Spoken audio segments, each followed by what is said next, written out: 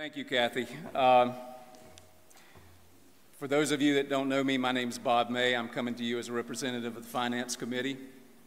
I want to expand on the conversations that Reverends Kathy and Jay have had over these past few weeks. And I'm actually standing in as a substitute today.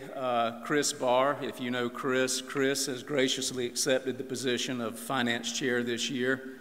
And Chris is a little under the weather the last few days, so a couple of days ago, Reverend Jay asked if I would step in. I've served a number of years before Chris as the Finance Chair, so I don't mind stepping in and talking to you today about giving and the power that it provides this church and what it's able to do. First thing I want to do is say thanks. Thanks for your generosity. Thanks for your gifts. Because none of this would be possible without your giving. We wouldn't have these wonderful ministers. We wouldn't have this beautiful choir. We wouldn't have this nice, comfortable sanctuary to sit here. But I want to let you know that your donations go far beyond what happens here at 9 a.m. and 11 a.m. every Sunday morning. It goes far beyond that. But let's start here. Each Sunday, we average over 500 people that participate in our worship services, either in person or online. We have about 90 children in our children's church and our nursery. We average 110 people in our Sunday school classes. So you can tell that a lot of activity is happening every Sunday right here at Richmond Hill United Methodist Church. But as I said a moment ago, it goes far beyond that. Let's talk about our youth. Obviously, they're the future of our church. They're the future of our world. Well, let's start with, we've got a day school that's infants to pre-K. At any one time, 80 to 100 children are enrolled there, going to classes throughout the week. Let's talk about our children's program that goes up through the 5th grade. Anybody that's been associated with Richmond Hill United Methodist Church knows we have tremendous youth programs, children's programs. Just tremendous. A testament to the work of our staff and our lay leaders. Our children's Wednesday night jam sessions, JAM, as you probably know, stands for Jesus and Me. They average 124 kids every week. They've gone as high as 224 at any one given time. Every summer, we put together Vacation Bible School. This past year, we had 320 kids, 225 volunteers. Think of that. And I understand we turn people away, don't we? I mean, we're pretty much at our max, or do we try to fit? I know we try to fit everybody in, but we're bursting at the seams. Our youth program goes middle school and high school. They have weekly fellowship breakfasts that average 40 middle schoolers and 12 high schoolers. Their Wednesday night youth program averages 108 kids. It's been as many as 163. If you look at the news today, don't you feel like the world is just bursting at the seams? What better way to combat that than to reach our young people? And we're doing that at this church. So what are we doing within the community? Well, let's start with our soup kitchen. Every Thursday, over 200 meals are prepared in our kitchen and delivered to folks that are in need of those meals throughout our community. For a number of years now, I've had the privilege of being associated with that ministry. And I can tell you, on the food route that I go on, everybody is so appreciative of the food that we bring them. And I can tell you, there's some living conditions that probably would shock a few of you that are right here in this little affluent area of the world that we call South Bryan County. Our way station ministry provides food and clothing to families and individuals looking for a hand up. They averaged 52 families or 148 people this past year, every week.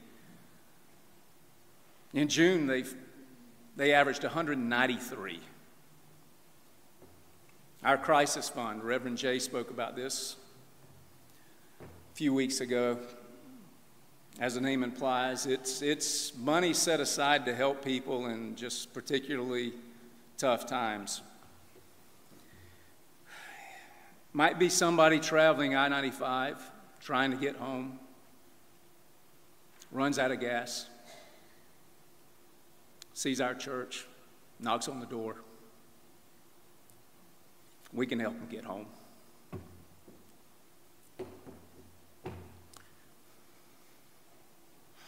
Sorry.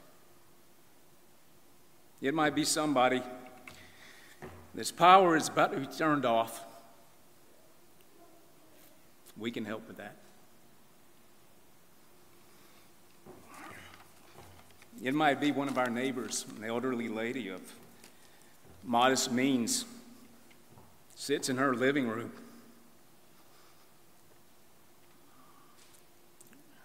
With cold winter air blowing across her face because she's got holes in her walls and holes in her floors.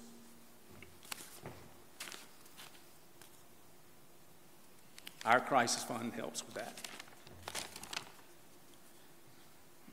You might know this, but might not know this, but we open our doors several times a week to a local chapter of AA. We're up to 30 people at any one time meet to give support to one another as they take back their lives.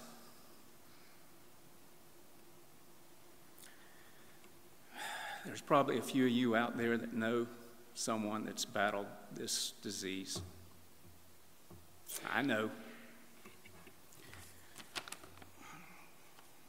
I've seen the transformative power of that organization, and I'm so proud of our church opens its doors, gives them a safe and comfortable place to meet. But your gifts go far beyond the boundaries of South Bryan.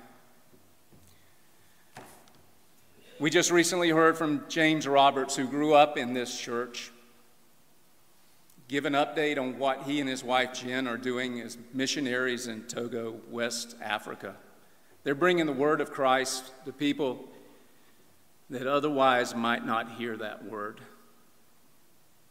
Well, our church helps support them financially in that critically important mission.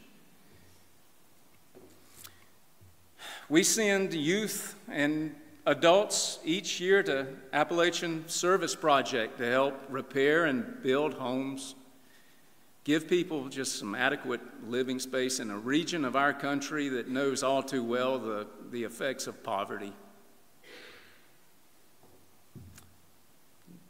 The last, 2 years, we formed our own disaster relief team. Your donations have given us the ability to buy the equipment and the transportation needed that we can have volunteers go and help our neighbors out that have been affected by natural disasters. And I use the term neighbors loosely because those neighbors may be hundreds and hundreds of miles away.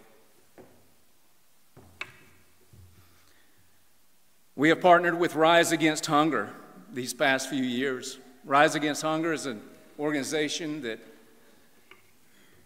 feeds people throughout the world that might otherwise go hungry. This past year, your donations helped us purchase 30,000 meals, and we packaged every one of them in our ministry center. And this year, I understand those meals ended up feeding hungry people in the Philippines. Next year, who knows where it goes, but we'll be there. And in past years, we have teamed with Christian organizations that have built water wells for villages in Africa, so villagers can have clean drinking water, something that we take for granted every single day as a luxury to them. So you can see your gifts do good far and wide. Then when that final chapter comes in all our lives, we're there also. As one of our ministries is Oak Hill Cemetery, where we tend to and care for the almost 1,200 perpetual care lots that are there. So I want to say thank you, thank you, thank you. Without your generosity, none of this is possible. And I want to ask for your continued support. I'm looking around to see if anybody's nudging their spouse now and saying, here's the pitch. Don't get up. I've asked the ushers to lock the doors, which they've done at this point. Doors are open, but I hope you stay. I'm going to ask you for your continued support because right now we are facing a sudden and unexpected financial challenge.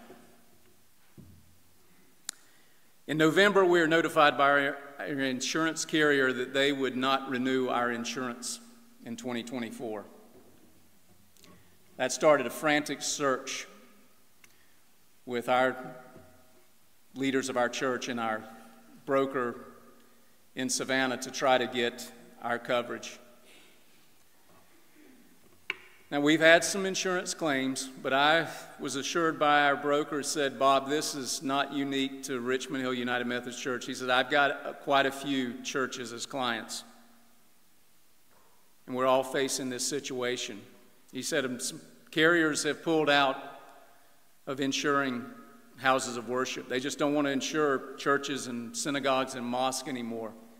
And he said, and couple that with the fact that you're right on the coastline. He said a lot of insurers now are just leery of the risk of hurricanes and tropical storms. He said it's just the perfect storm you're getting hit with, but you're not alone. But after a number of companies turned us down, we were finally able to get insurance. But it comes at a steep price. Whereas our insurance package last year was $23,000, this year it's going to be $110,000. Yep, let that sink in. So right now, we're projecting a $75,000 operating deficit based on current giving levels. Now, thankfully, we're coming into this challenge from a position of financial strength because we ended 2023 with over $200,000 in our operating cash on hand. Now, to give you an idea how that is, I've been on quite a few. I think I've been on 15 finance committees since the year 2000. Most of those I've been the financial chair. We've gone through some slim times before, years ago, where we would have like $35,000 in operating cash, where we couldn't pay our full apportionments. We haven't had those conditions in a long time. We've been a church with financial strength. We built a $4 million building. Most of it's paid down. We still owe $1.6 million, but that's a $4 million. This campus is valued at $8 to $10 million. So maybe $23,000 was a sweetheart deal that we had for a long time, but nevertheless, getting hit with almost a 400% increase in insurance is quite a wallop. Almost a $90,000 increase.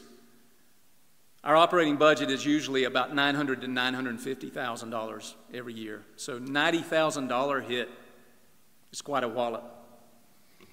But like I said, we're coming with a position of strength, but you can do the math. If you're going to have $75,000 operating deficits, $200,000 on hand doesn't last that long. So we got a challenge in front of us. So how can we meet that challenge and remain the kind of church that we want this church to be? Well, let's break it down in simple terms.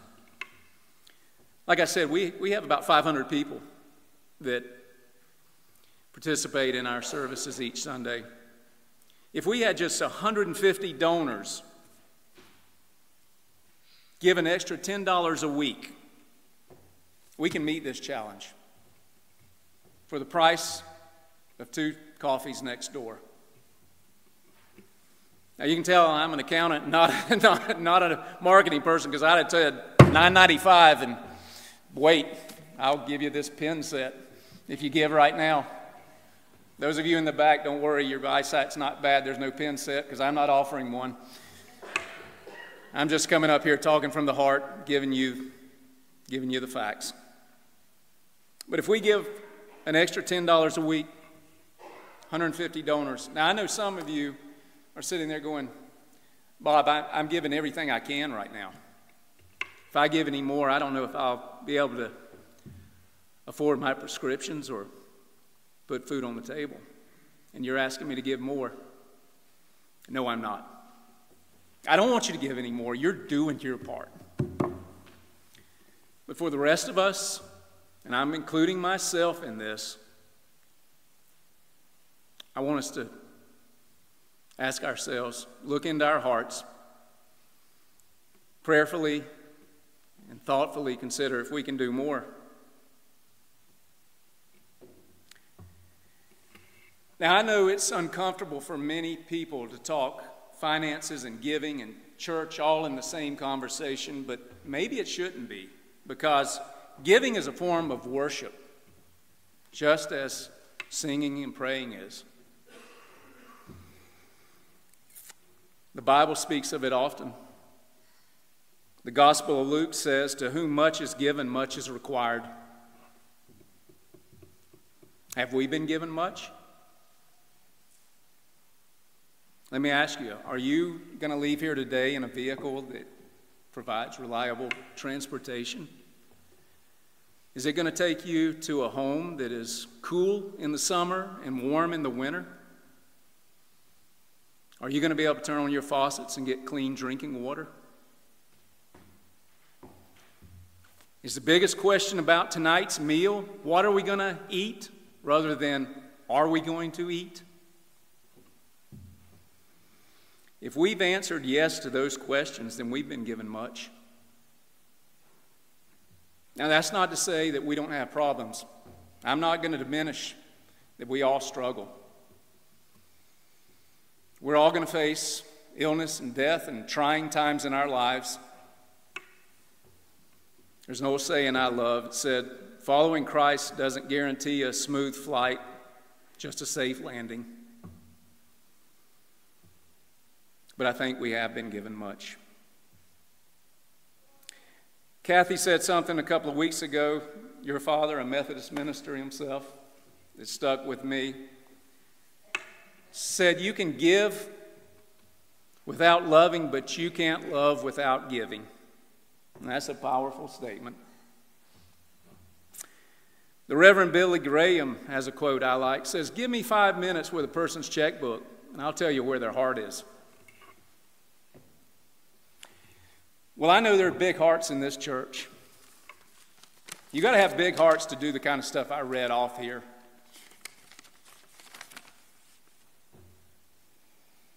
What I'm asking you to do is look in your hearts. Take an inventory of your blessings. Thoughtfully and prayerfully ask, what can I do to help my church? Because our young people need this church to be strong. Our community and our world needs this church to be strong. Let's face it, all of us sitting here today, we need this church to be strong. I'm asking you to let's all work together. And let's continue to make Richmond Hill United Methodist Church the strong church that we need it to be. Thank you for your time.